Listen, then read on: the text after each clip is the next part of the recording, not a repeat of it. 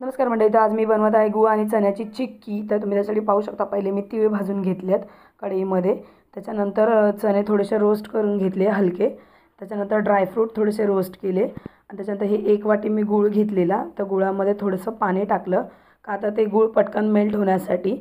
आणि तुम्ही पाहू शकता इथे गूळ मेल्ट होतोय आणि त्याच्यानंतर हे चणे, ड्रायफ्रूट आणि तीळ मी सगळे एकत्र करून घेतले आणि गुळाला मी चांगल्यापैकी मिक्स करून घेतलं। तर तुम्ही कलर चेंज झालेला पाहू शकता, इथे कलर पूर्णपणे चेंज झाला आहे गुळाचा।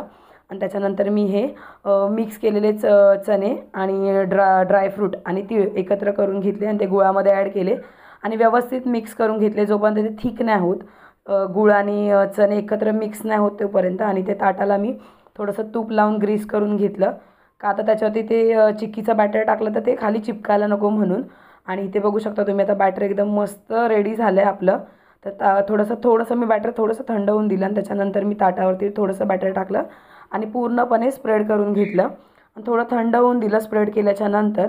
आणि त्याच्यानंतर मी सुरीने त्याचे छोटे छोटे पीसेस केले आणि थोडे छोटे छोटे पीसेस केले। तर तुम्ही पाहू शकता माझा थोडा गुळाचा पाक थोडा थिक झालेला, त्याच्यामुळे ते असं तारा निघत होत्या।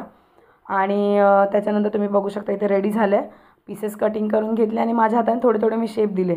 तुम्ही पाहू शकता इथे माझी पूर्ण चणा आणि गुळाची चिक्की रेडी झाली आहे, खूप क्रिस्पी झालेली। तर तुम्हाला ते 2-3 पीस तोडून दाखवलेत, इझिली हाताने तुटत होते आणि खायला पण खूप सुंदर लागत होते आणि हेल्दी आहे। गुळ आणि चणे सकाळी काय नाही तरी 1-2 चिक्की खाल्ली तरी बस आहे आणि ते थोडेसे उरलेल्याचं मी लाडू बनवून टाकले। धन्यवाद।